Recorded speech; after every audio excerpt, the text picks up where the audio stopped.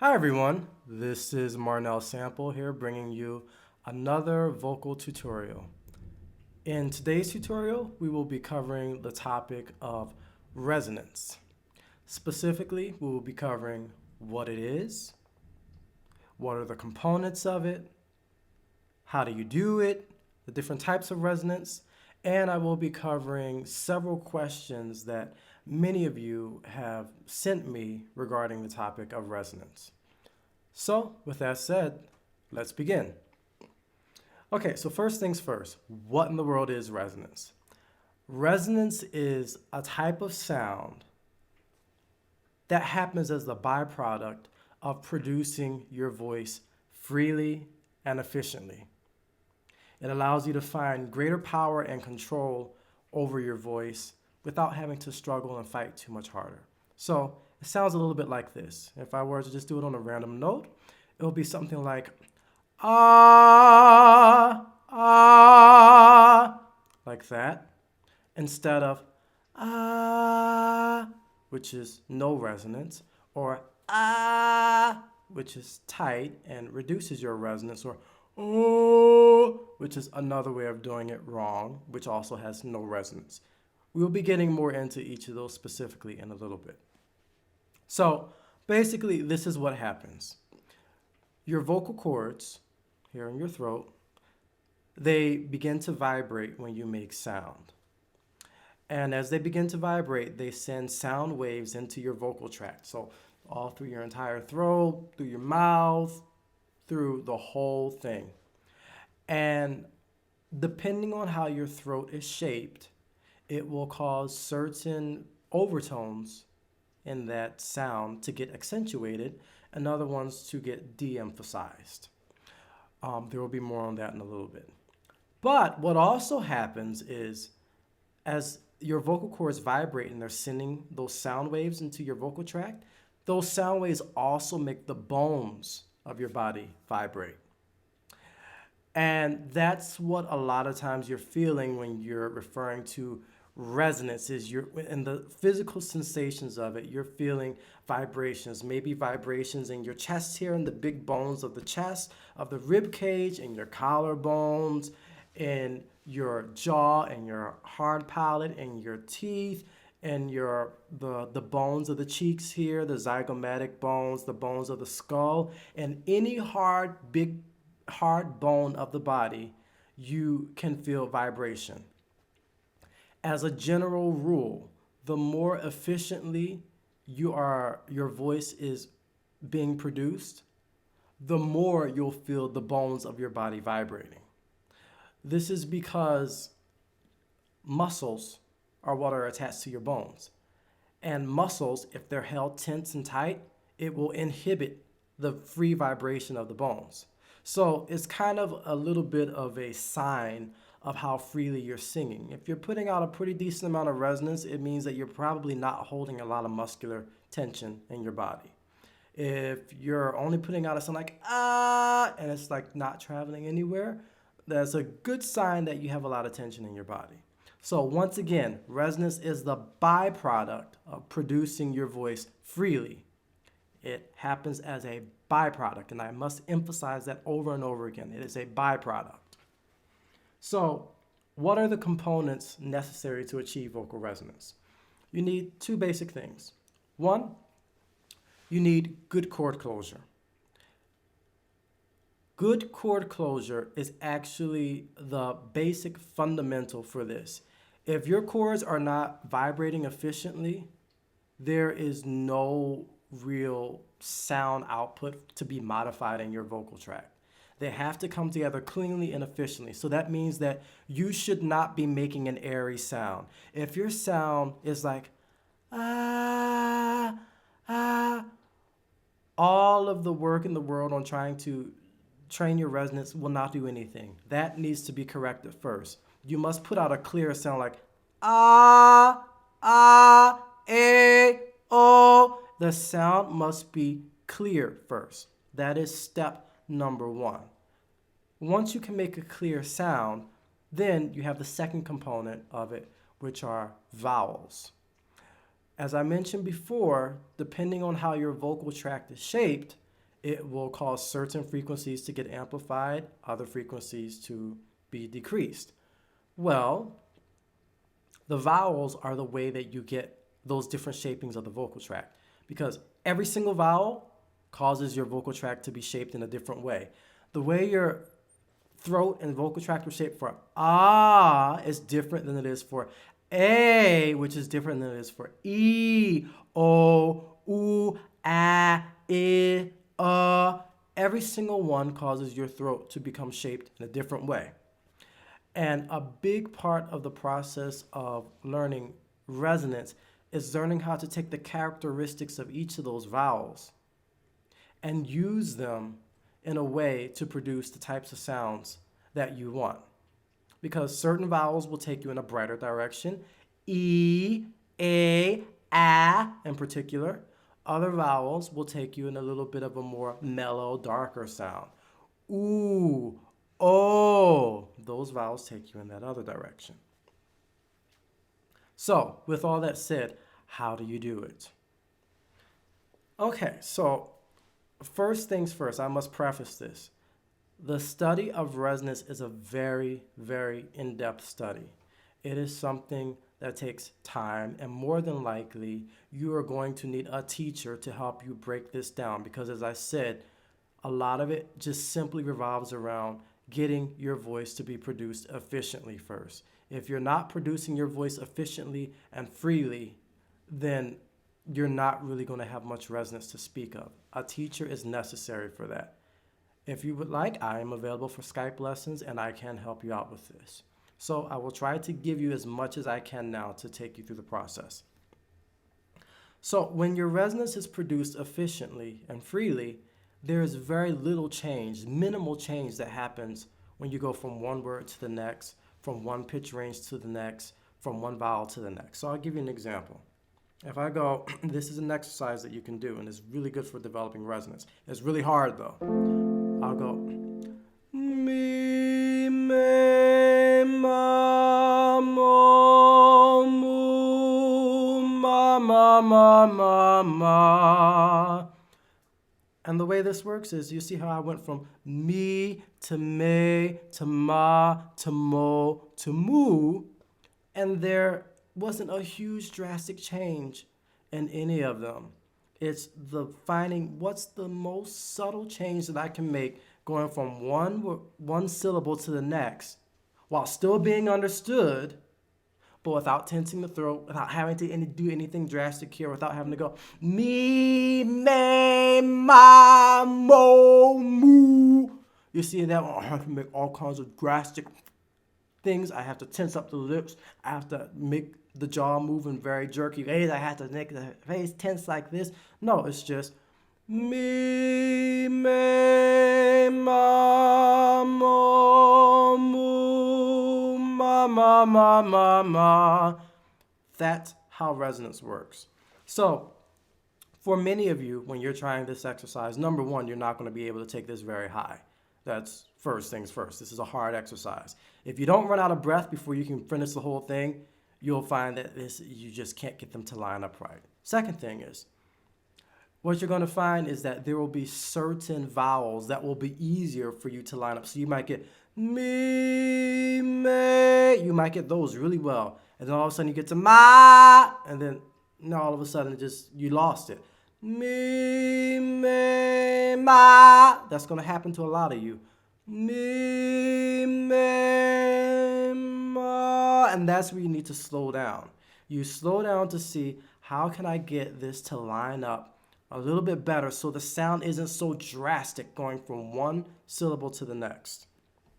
So I'll show you in a couple of different ranges. Let's see here.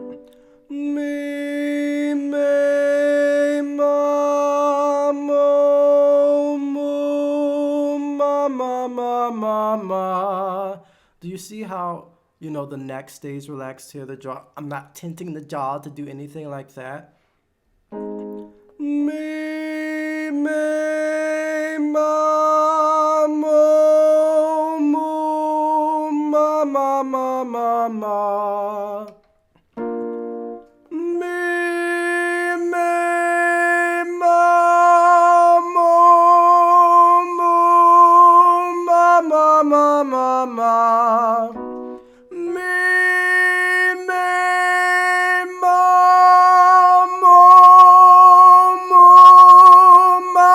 ma, ma, ma.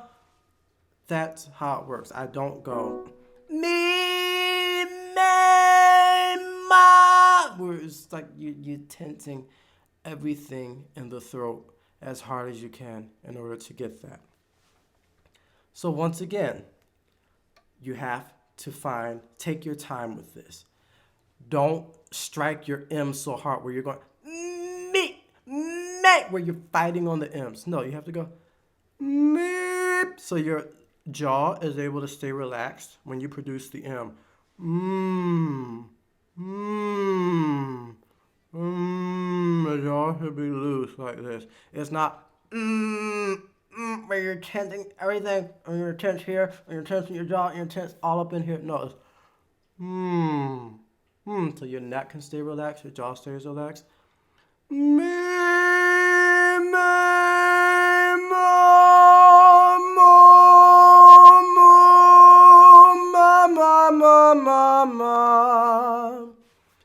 And that's how it works. This is one of the best exercises for resonance. If you are a guy and you are able to do this up to a G above middle C, you're doing really, really, really, really, really well. If you're a female and you're doing this up to the D above tenor high C, so a D5, you're doing really, really, really well. Take your time with this. Do not rush through this. If you rush through this, you will miss all the important points. There's something else that goes along with this that I will add to you. Another way that you can go about finding greater resonance in your voice. If you take your hands like this and you put them in front of your ears like this, you're going to hear yourself differently. What this is encouraging you to do is listening more through bone conduction, through the bone resonance, rather than trying to listen to the sound in the air. So what you'll notice is that if you go to sing a note like this and the resonance is really off, like if you go like, ah, and you sing a note like that and it's really tight, yeah, you might be able to sing the note, but it's like tense in the throat here. It doesn't, you'll hear that it doesn't take off very much. It's not bouncing off the walls very much. Versus if you go, ah, you'll hear it's a lot louder when you do it that way. It's like, oh, that sound is different. You'll really hear this more if you do it in a corner. So if you're in a corner somewhere and you're facing the corner, and then you're singing like this into the corner, you'll hear the difference. And you do this on every single one of your vowels, and it will help you figure out how to line them up. So if you go, ah, and you're airy like that, ah, you'll hear, oh, it doesn't go anywhere, but, ah, oh, okay. Okay, that one goes somewhere. Hey, oh. It's like, oh, if I do it that way. But if I go, oh, that one I can hear now. That one isn't making the room vibrate as much. It's not it's not bouncing off the walls as much. Okay, that's another tip, a very important tip that you can use to help find the sound. And then what you have to do is you have to learn to identify that sound. Once you get to, ah, and you found the one that makes the most sound for you, then you have to learn how to keep that sound when your hands are away.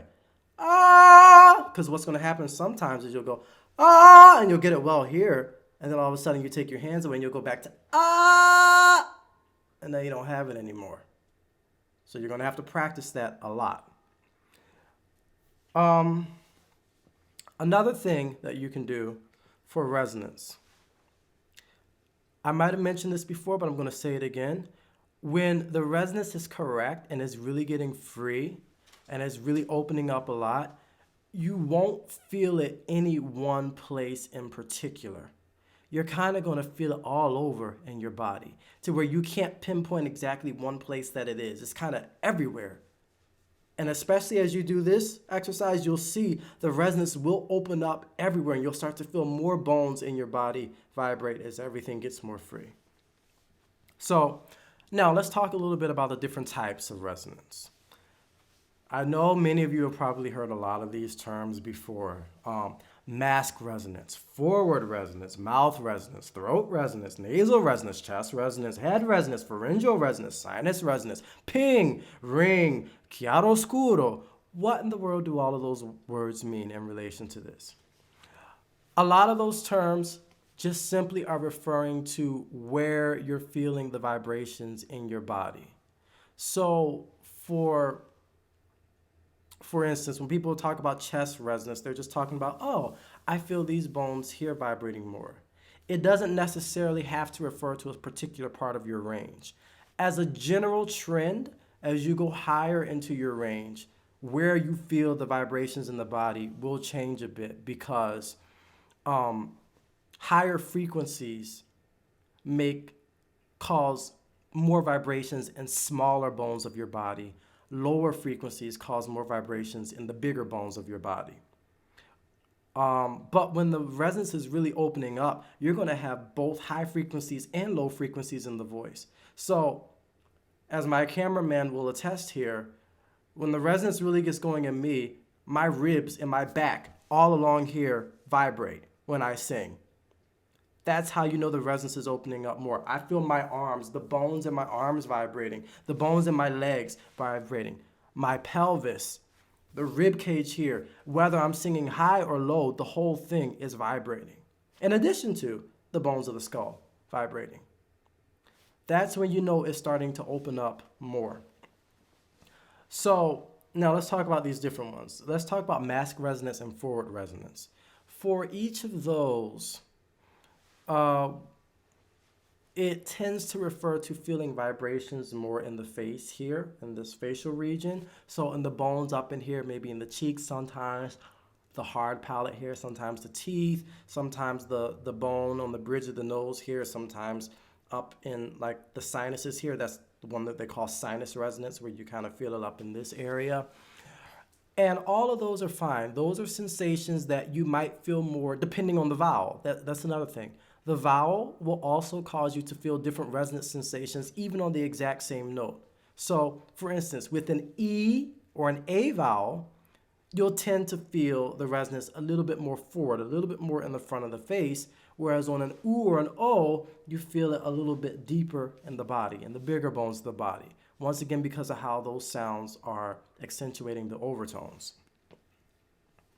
With that said, when the resonance is really open, you will feel it vibrating here as well as in other parts of your body. So don't look only for the vibrations here. If you're doing what a lot of people call placing the voice, you can place the voice to an extent, but for most people, when they attempt to place the voice, you end up constricting your throat, you end up tensing your jaw, you end up tensing something in an attempt to get your voice, in an attempt to aim your voice in a certain place. A better way of going about placement is, once again, through the usage of the vowel. The vowel, thinking of the vowel is enough to get your voice where you want it to go. So let's see, mouth resonance. That's another one where it's just generally the bones in here vibrating. Throat resonance, people refer that to where they feel vibrations a little bit more in here, sometimes in the larynx. Yes, your larynx will vibrate too. Nasal resonance. I'm going to get back to that one, but let's talk about chest resonance for a second, because I want to explain the difference between chest voice and chest resonance. So chest voice is a chord structure when the chords are vibrating more fully along their entire depth. It's different than chest resonance per se, because with the chest voice, with the chords vibrating along their full depth, especially if you're a female and singing as a belter, or if you're a male, regardless of if you're singing classical music or contemporary music, that's what you're going to be singing from most of the time. Your chest voice is the voice that you use when you call out to get someone's attention. When you say, hey, or oh, like you're surprised and you're like, oh, I see. When you have to elevate your voice a little bit to be heard. That's your chest voice. It's not, oh, hey. I'm still in quote unquote chest voice range, but that's not your chest voice. That's not going to get you very far. That's not going to get you anywhere. So that's chest voice. And you stay in that voice as you go up and down your range.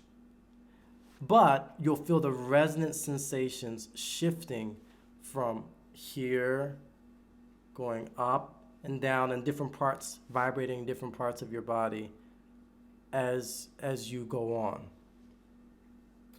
So that's what chest resonance and head resonance are.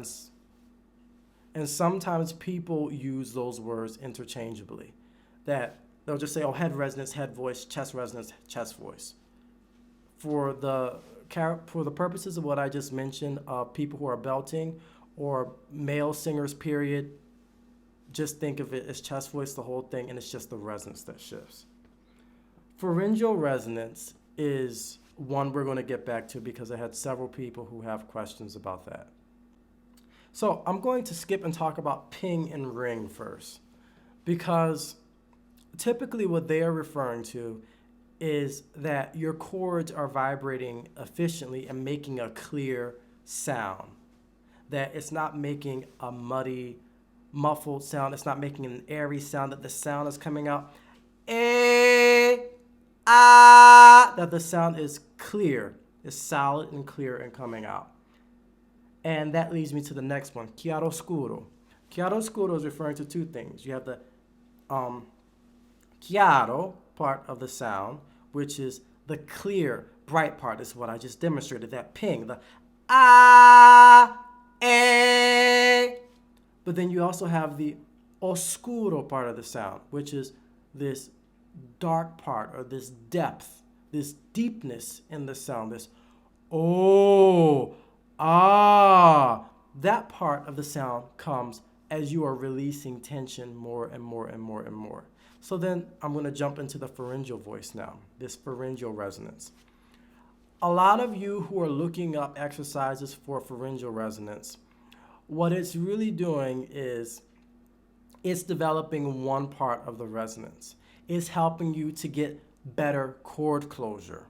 So when you do an exercise like, let's say, nay, nay, nay, nay, nay, nay, nay, nay, nay, nay, nay, nay, nay, nay, nay.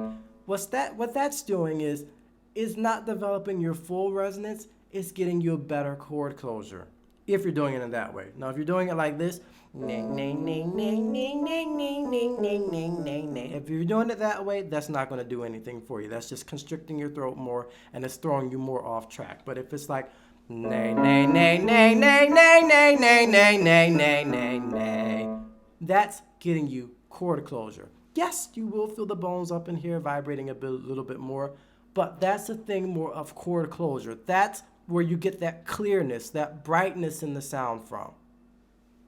But that's incomplete because you have to balance it out with the release of extraneous tensions. So then you have to go, nay, nay, nay, nay, nay, nay, nay, nay, nay, nay, nay, nay, nay, which is, it still has some of that brightness in there, but I've also brought in another element, this release of, so I'm not going to have to go nay, nay, nay like that anymore to make the sound as nay, nay, nay, nay. So that's what the pharyngeal resonance does. But as you find greater release in the sound and the mechanism, meaning you're not over breathing so much, the jaw is tensing less, the larynx is starting to relax more. Notice I didn't say you're intentionally trying to lower the larynx, but it's allowing the larynx to relax. It relaxes with the breath, with the inhalation. So if I overdo it, it'll sound like nay, nay, nay, nay, nay, nay, nay, nay, nay, nay, nay. And for some of you, you will have to go through that as a process in order to get to the middle ground one. Nay, nay, nay, nay, nay, nay, nay, nay, nay, nay, nay, nay, nay. If I do it here. Nay, nay, nay, nay, nay, nay, nay, nay, nay, nay, nay, nay, nay. You see, I'm not doing anything in particular. I'm not going nay, nay, nay, nay, nay, nay, nay, nay, nay, nay, nay, nay, nay. But if your chord closure is weak and you have trouble putting out a clear sound and you sound like nay, nay, nay, nay, nay, nay, nay, nay, nay, nay, nay, nay, then you need to work on that one. You need to work on that pharyngeal resonance, that pharyngeal voice part to get your voice clear. Then work on continuing to release the tensions to see, okay, what's the least amount of work I have to do up here and in my face and in my neck in order to still keep that a very similar sound. So that's the pharyngeal resonance. Now, I'm going to get to the questions that you all have asked. And several of you were asking about pharyngeal resonance and nasal resonance. What's the difference between the two? As far as it really depends on who you ask about this. But as far as I'm concerned, there is no major difference between the two. The nasal resonance is just where you tend to feel the resonance up in the bones, up in here.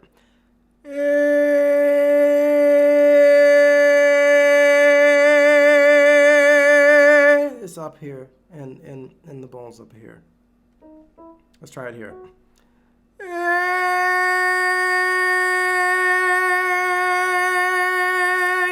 Like here, you'll kind of feel it up in the bones here, where it kind of feels like it's a nice gentle massage on the bones. Now, there are a lot of wrong ways of doing this, because you can go,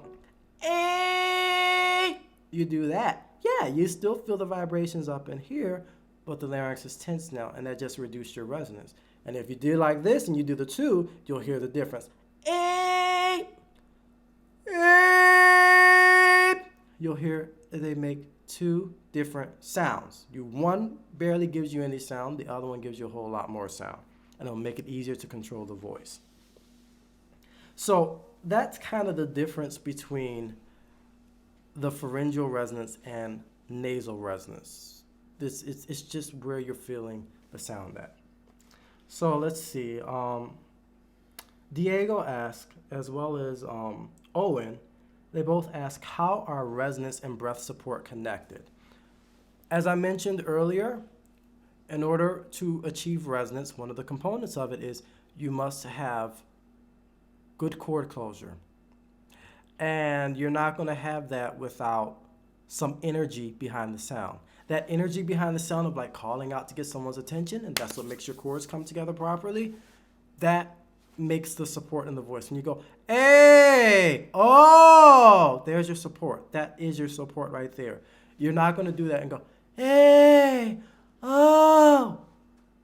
That's not the clear sound you need. That's not the energy levels you need. That's not going to take you anywhere. You have to get that clear sound first. So the support is part of it. Some of you might have to specifically focus in on that. Once again, you'll need a teacher to help you sort through what it is you need to focus on and what's unnecessary for you. Okay, so Sivert asked, how do I achieve resonance in the lower range? Okay, when it comes to the lower range, lower notes will only accept but so much air pressure. So more or less what you have in your low range is more or less what you're born with. You can work on increasing the freeness in it a little bit more. So for instance, if I'm down here and I go like, if I'm like this, okay, yeah, that's only gonna put out a little bit of sound.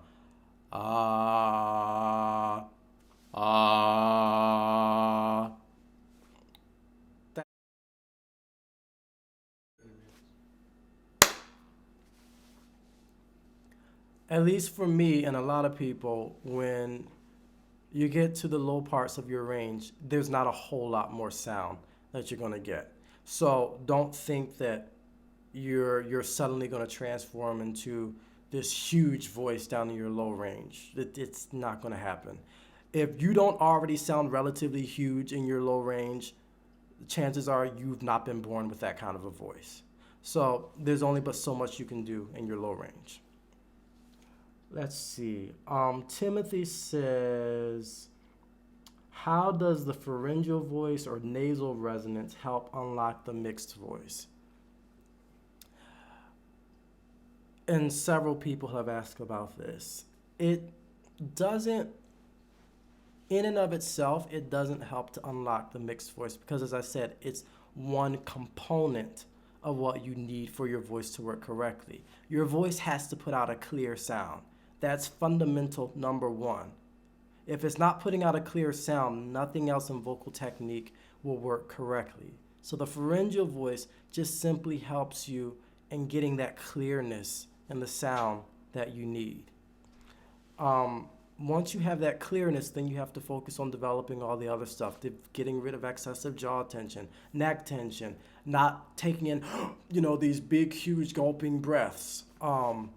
Allowing the larynx to relax more, not fighting on your consonants so hard, finding what is the minimum amount of pressure I need to get this consonant sound out and be understood, and nothing more than that. How to produce your vowel in a more efficient way. That's when you got to go and study all those other things. Okay, so have David asked, why do I get less nasal resonance when I open my mouth? Now that's actually a very good question, because for a lot of you, when you're doing the resonance exercise that I gave earlier, what you're going to find is that sometimes opening your mouth will cause you to fall out of the resonance. So you go, if I go, me, ma, as long as I keep my mouth relatively closed, ma, and as soon as I open more, it makes me go, ah, and I lose it, instead of, ma. That's a thing that you learn over time. You have to learn, how do I keep that sound the same even as my mouth is opening? And I must emphasize, you must do it slowly. You must go through this exercise slowly. If you speed race through this exercise, you're not going to get it. You're gonna go right from and you're gonna lose it all of a sudden. You have to go slow to give your nervous system time to readjust to what you're doing. Let's see. Nyron asks, how do I know if my voice is resonating to its full potential? Most of the time, you won't know, because there will be tension patterns in your body, ideas that you have in your head, ways that you are approaching your vowel, and you don't even realize it, and they will be limiting and hindering you. This is something that you have to sit down and study with a teacher who understands it, who has an ear for how all these different sounds, how they work, and how they behave together. Tavis asked, how do I use the soft palate without the yawning effect to add warmth and power to the voice without having to resort to a squeezed, super bright tone? Okay, number one, squeezed, super bright tone means your larynx is not relaxed first. So that's thing number one that you need to work on. You need to address that tension issue of getting the larynx to relax. So going, ah, ah, ah. So it's not ah, ah, ah. That's what's making the squeezed, bright tone. Thing number two, about the soft palate. Yes, I do know a lot of you will come across information saying that in order to get resonance, you need to raise your soft palate. That is true to an extent that when the soft palate seals off your nasal cavity, it does increase resonance. But for most of you, if you intentionally try to mess with the soft palate, you're going to overdo it, and you'll end up with something like this, and you go, oh, trying to keep your soft palate raised as much as you can. The way you go about messing with the soft palate to alter your resonance, once again, is through the vowel. Vowel, vowel, vowel, vowel. Oo and O, if you're producing them correctly, will automatically cause your soft palate to raise. So let me show you. If you're going, oh, and you're producing your O like that, number one, that goes back to that tension issue that I was talking about here in the larynx. You got to learn how to get that released first. Oh, oh. Okay, that gets you closer to where you need to be. And then ideally, you have to get the O to the point where it's like, oh, oh, oh. If you learn to produce your O in that manner, your soft palate will raise as much as it needs to. It will do what it's supposed to do. Same thing for your oo. If you're going about doing your oo like ooh, ooh, or any of those, they're not going. The vowel will not behave the correct way to get you what you need. So it has to be ooh, ooh. If you make your oo like that, it gets everything in the body to open up and relax more the way it is supposed to be.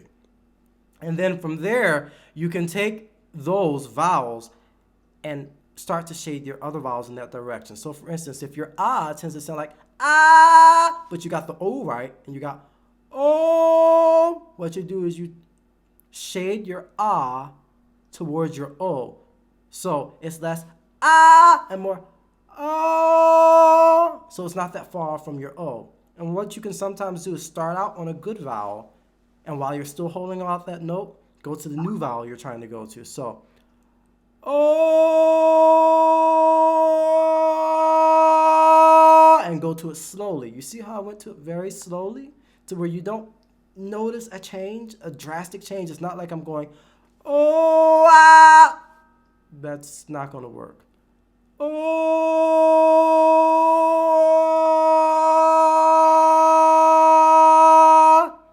that's how you use your vowels to bring about the desired effect of what you're looking for.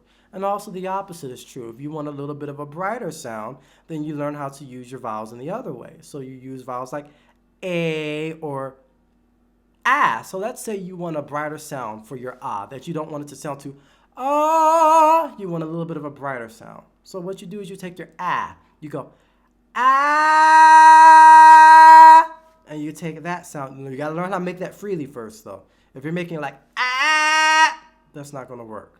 Yes, ah, and then you bring that sound into your ah. So ah,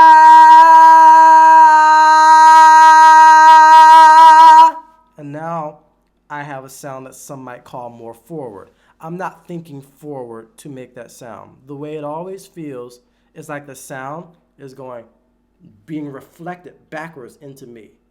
The sound always feels like it's being reflected backwards into your body. It's reflected back into you. Ah! Even though it has this brightness to it, I'm not going ah. If I think forward and try to make the sound go out there, that makes the larynx tighten up here. Ah! Ah! That lets the sound open up more. Okay, so we have Jay and Win that ask, what's the difference between nasality and nasal resonance? This is a really good question many of you have asked.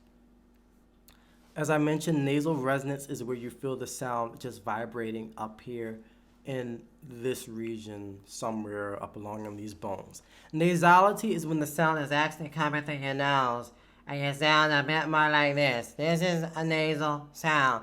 You hear that sound? That's nasality, okay? That's the difference. If you sound like this and you pinch your nose, and the sound is actually changing each time you pinch your nose, that means you're being nasal. So if I were to do a scale like I did earlier and do it in a nasal way, if I go ma ma ma ma ma ma ma ma ma ma ma ma ma, and I sing it just on the vowel, and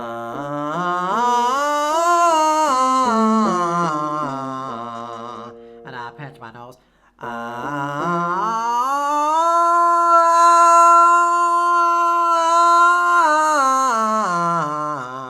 that's a nasal sound. That's not using your nasal resonance correctly. Versus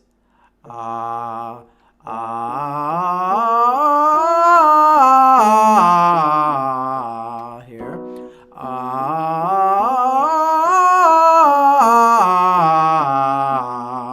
That's using more of the nasal resonance correctly. You'll hear it a bit more on other vowels, like let's say A.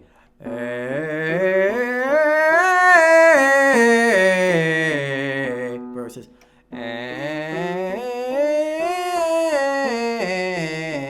Let's get it by nasal like this. So that's the difference between nasality and nasal resonance. Let's see what else we have here. Owen asked, what happens when a singer loses resonance in a certain part of their range or a certain dynamic intensity? That is just a thing of training. For most people, you will find it will be easier for you to maintain resonance in a certain part of your range. So maybe low range, maybe middle range, maybe high range, or at a certain dynamic level. So maybe you can only keep really good resonance when you're loud, the second you go soft, you lose it, or vice versa. Or you'll find that you can only keep it on certain vowels, that as long as you're singing ah and you're singing o, you can keep resonance for days. The second you have to sing an e or an oo, you lose it. All of those are just a thing of training. That means that you need to train more. You need to learn what it is you're doing. You need to work with a teacher to get to the core of what it is that you're changing or not doing or doing too much of when you go to these different parts of your voice. Let's see. Steve asked, what's the difference between head resonance and a nasal sound? Well, I just went over a nasal sound. Head resonance, once again, can just be thought of as nasal resonance, where you're just feeling the vibration somewhere up in your head, somewhere. So that's basically the difference between the two. He also asked, should I let my voice shift into head or keep trying to pull chest? This is getting a little bit into what I was mentioning earlier about your chest voice versus chest resonance and head resonance. That sensation that you have a pulling chest voice, more than likely what that is you're keeping your connection to your chest voice, but you're doing it with tensions. So either you're singing with the vowel wrong, you're tensing the jaw, you're tensing something in the throat, or whatever. But you do need that connection. So it's not, when I do this and I go, let's do this, go.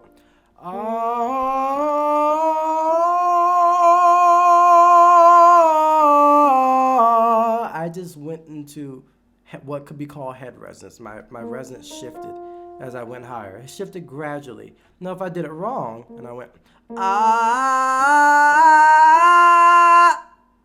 I'm still connected to my chest voice there. I'm just doing it with tension. There's an extra tension in there that doesn't need to be there, and that's what's causing the problem. And it's making me feel like, oh, wait a minute, I need to find my head voice now. No, you don't need to find your head voice. Your head voice will unveil itself to you. You need to address the tension problem. You need to stop going, the way you're trying to produce the vowel is the problem. You can't go, and then expect to get it free. It has to be,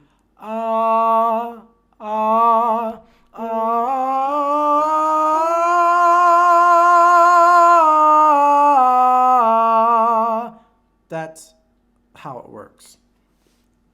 Let's see. Nicholas asked, my voice is muffled and lacks resonance. Okay, if your voice is muffled and lacks resonance, more than likely you're not getting good chord closure. So you would be a good candidate for working with those pharyngeal voice type exercises of like na na na na na na na na na na na na. You can check out my video that I have on resonance and chord closure.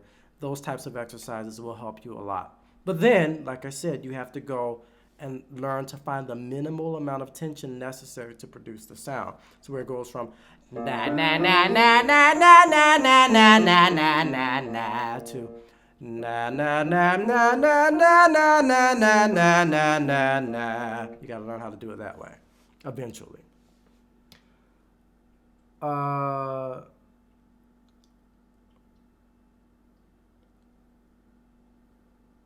Christianna asked, how do you keep resonance in high stress situations, specifically classical music, which is fast, high, and has many octave jumps?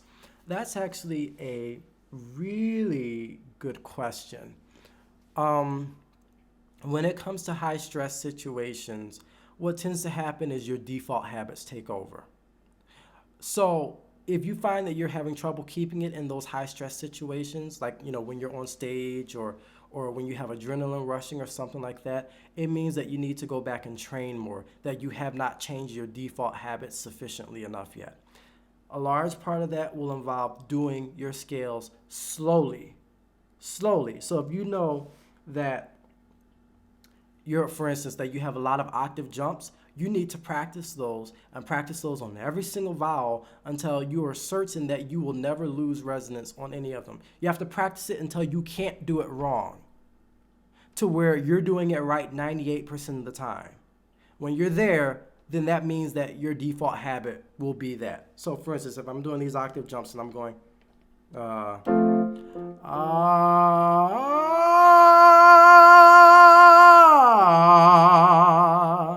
and you have to practice that? Yeah, you have to practice that because if you go, and then you expect that it's going to be any different when you're performing. No, if that's your default habit, that's what's going to take over when you get stressed.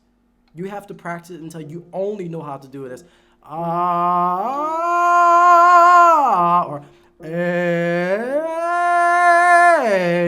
e, to where you can do it on every single one and whatever dynamic level you need it at. It's that much practice. So that's really what it boils down to. Okay, so we have Lionel and Greg who both ask, how do you sing with different colors but still maintain resonance? Okay, good question. That one is done through, once again, vowels, as I mentioned earlier, and I've been alluding to this over and over again.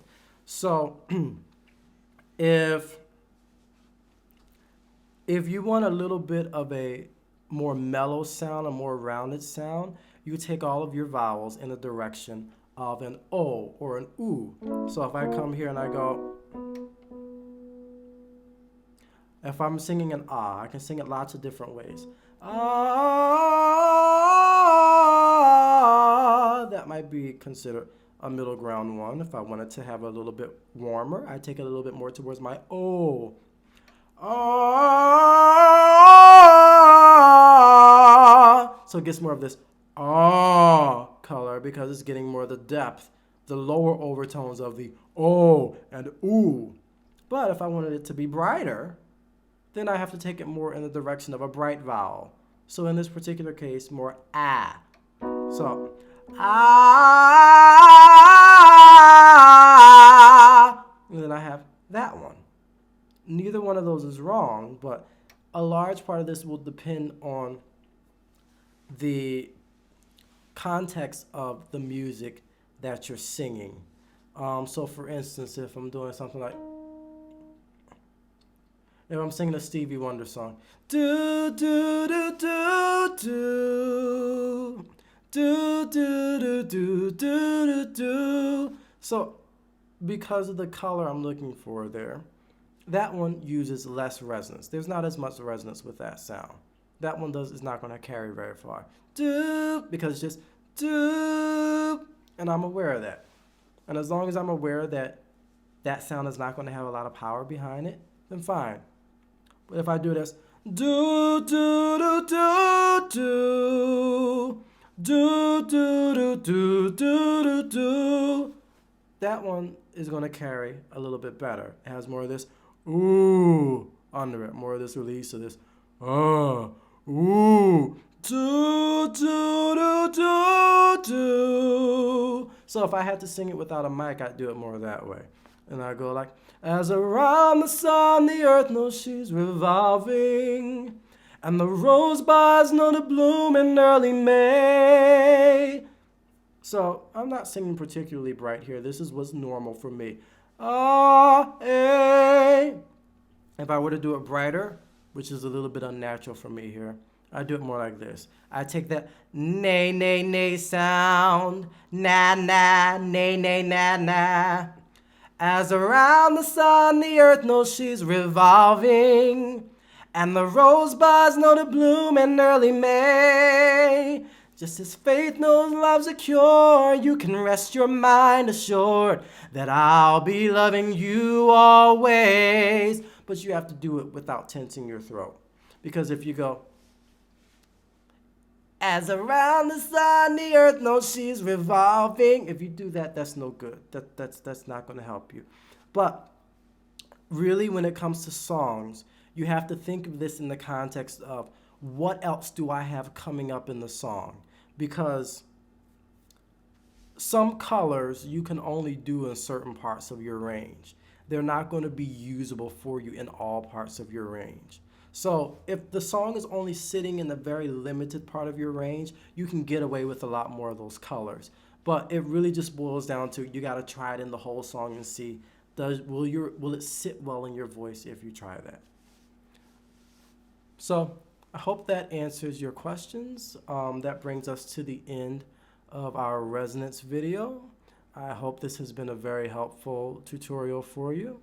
Once again, the study of resonance and learning to open it up and develop it and cultivate it and play around with it is something that is a very in-depth topic to study. I can't emphasize enough, you need a teacher if you are trying to learn this.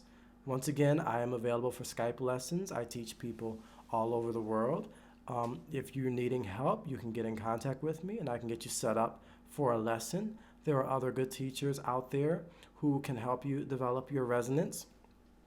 Just make sure you're with someone that you can understand what they're saying and it makes sense to you and it clicks to you and is getting you the results that you want. So if you have any questions or comments, feel free to leave them in the section below, in the comment section underneath the video. I will also have lots of video examples of other singers who are using resonance on my website, and I'll leave a link for that in the description section. And don't forget to subscribe to the video because there will be more updates coming in the future. And until then, I'll see you next time.